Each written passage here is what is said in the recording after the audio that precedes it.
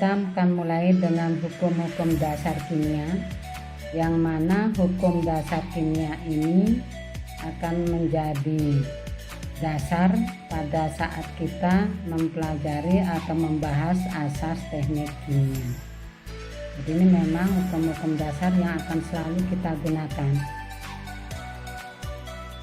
Yang pertama adalah hukum kekekalan massa atau hukum Lavoisier, yang menyatakan massa sebelum reaksi sama dengan massa zat setelah reaksi, atau massa zat sebelum mengalami perubahan kimia sama dengan massa zat setelah mengalami perubahan kimia.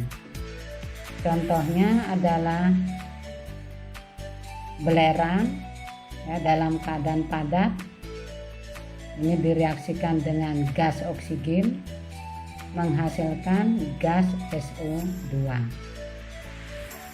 Jadi kalau kita perhatikan dari reaksi ini, bahwa 1 mol belerang bereaksi dengan 1 mol oksigen dapat membentuk 1 mol SO2. Atau kalau kita nyatakan dalam massa, jadi di sini massa 1 mol belerang ini sama dengan 32 gram bereaksi dengan massa 1 mol oksigen, ini massanya adalah 32 gram juga. Jadi massa sebelum reaksi atau massa dari total reaktannya ini adalah 32 tambah 32 yaitu 64. Kemudian dapat membentuk 1 mol SO2. Jadi 1 mol SO2 ini massanya juga 64. Jadi di sini massa total reaktan sama dengan massa total produk yang dihasilkan.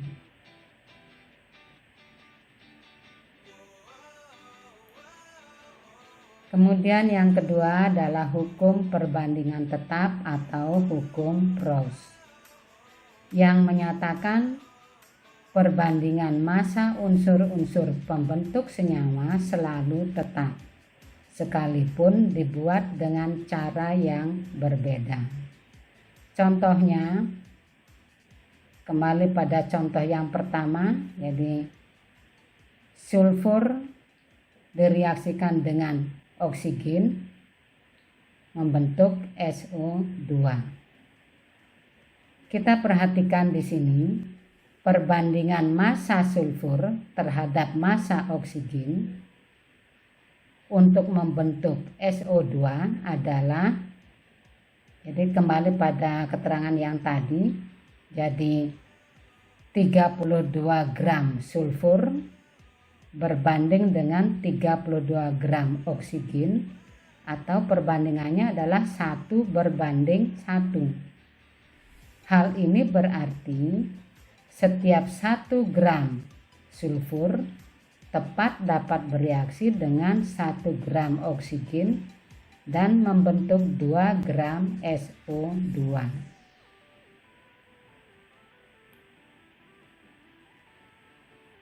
Kemudian yang ketiga adalah hukum perbandingan volume atau hukum Gay-Lussac.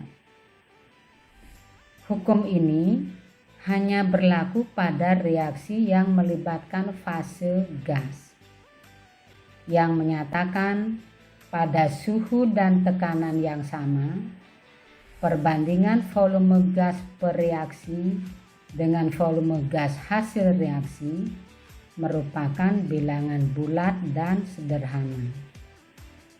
Jadi di sini sama dengan perbandingan koefisien reaksinya. Contohnya adalah N2 bentuk gas atau gas N2 direaksikan dengan gas H2 membentuk gas NH3.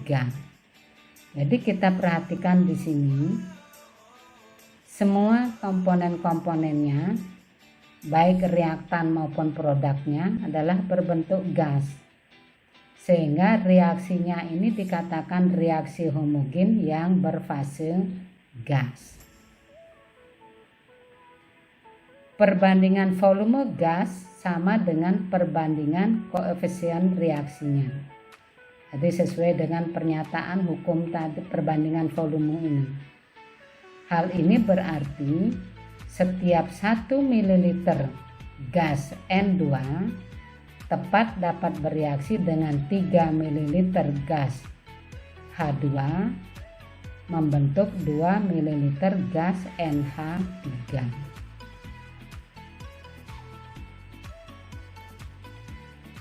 Kemudian hukum Avogadro. Jadi hukum ini juga hanya berlaku pada reaksi kimia yang melibatkan fase gas. Yang menyatakan pada suhu dan tekanan yang sama, gas-gas yang volumenya sama mengandung jumlah mol yang sama.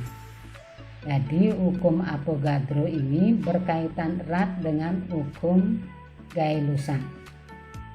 Dengan contoh yang sama, jadi N2 atau gas N2 direaksikan dengan gas H2 menghasilkan gas NH3. Jadi kita perhatikan untuk fase gas, perbandingan mol sama dengan perbandingan koefisien reaksinya. Hal ini berarti setiap 1 mol gas N2 tepat bereaksi dengan 3 mol gas H2 membentuk 2 mol gas NH3.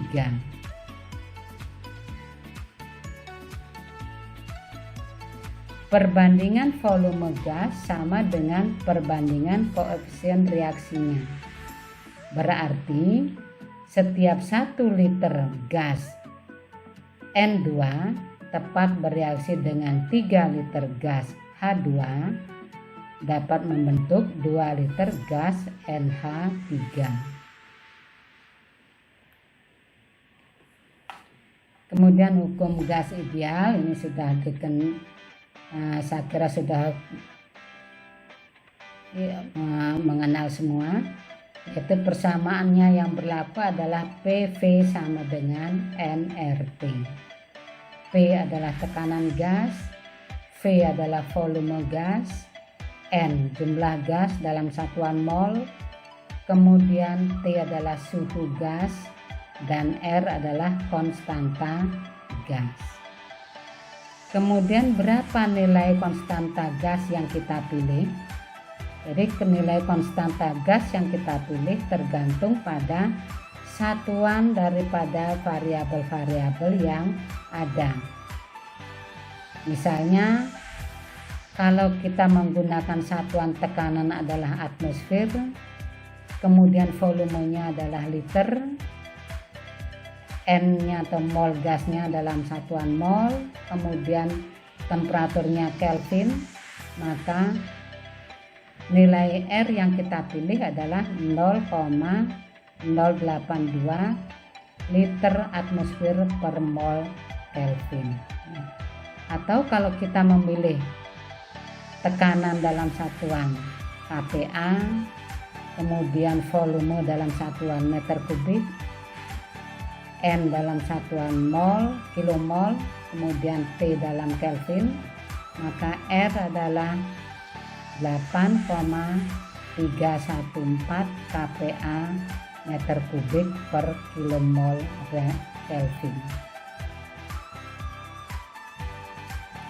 Pada kondisi standar, jadi di sini atau standar condition, temperaturnya 0 derajat Celcius atau 273 atau Kelvin atau 492 Rankine, kemudian tekanannya adalah 1 atmosfer atau 760 mm Hg atau 14,7 PSIA. Jadi kalau pada keadaan standar ini kita masukkan angka-angkanya ke persamaan gas ideal, maka kita akan bisa memperoleh volume untuk 1 mol gas itu sama dengan 22,41 liter, atau untuk volume 1 pon mol gas sama dengan 359 kubik feet.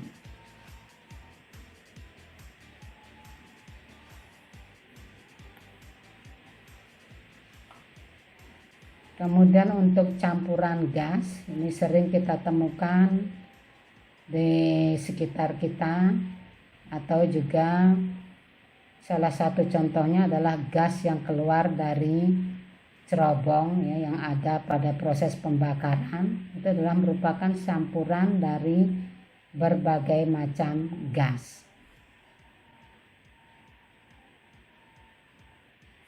Kemudian analisis komponen yang ada dalam campuran ini biasanya diberikan secara volume atau dalam volume. Jadi nanti misalnya dalam persen adalah persen volume atau persen mol, seperti itu. Kemudian contohnya juga adalah udara. Jadi udara ini komposisinya adalah sebagian besar berupa N2 dan O2. Walaupun ada gas-gas yang lain dengan komposisi yang sangat kecil sehingga bisa diabaikan. Kemudian untuk menghitung volume campuran dari suatu gas, ini bisa menggunakan hukum Avogadro, yaitu V sama dengan total volume dari masing-masing komponen yang ada pada campuran gas tersebut. Contoh perhitungan dari suatu campuran gas.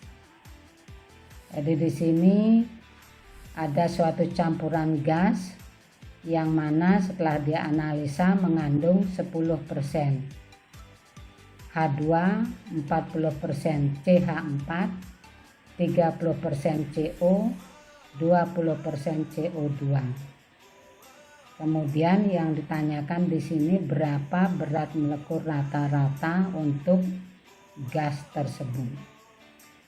Jadi untuk menghitung berat molekul rata-rata, kita harus mengetahui berapa massa daripada gas tersebut, ya.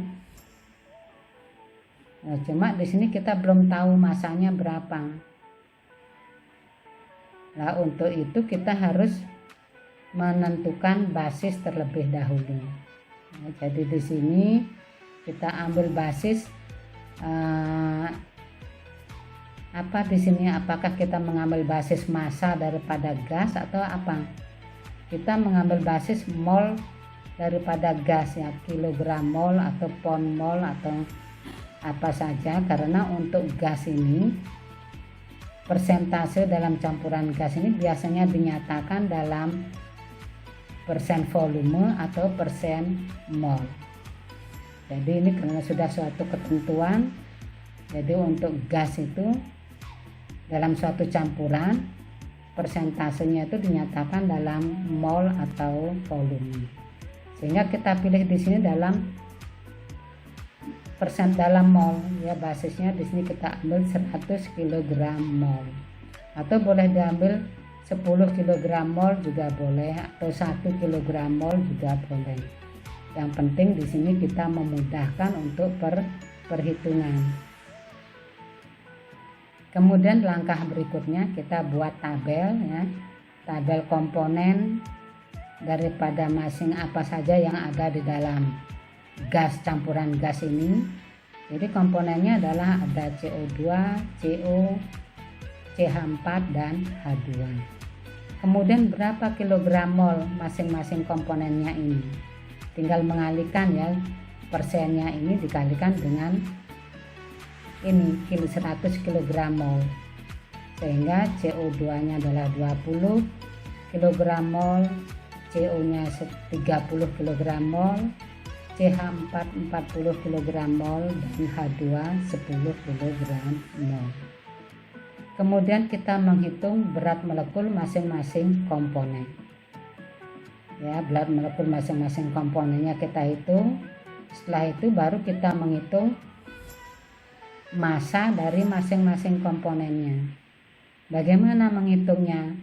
Jadi massa masing-masing komponen kita hitung dengan mengalihkan kilogram molnya dengan berat molekuli. Jadi CO2 masanya adalah 20 kali 44, kemudian CO 30 kali 28, CH4 40 kali 16, dan H2 adalah 410 kali 2. Sehingga kita bisa memperoleh massa total di dalam campuran gas tersebut. Jadi massa totalnya adalah 2382.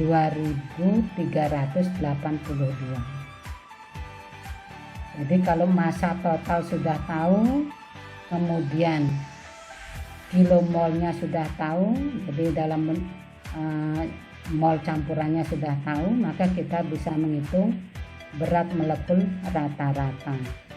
Jadi berat molekul rata-rata adalah massa total per kilogram molnya. Jadi massa totalnya adalah 2382 per 100 kg mol.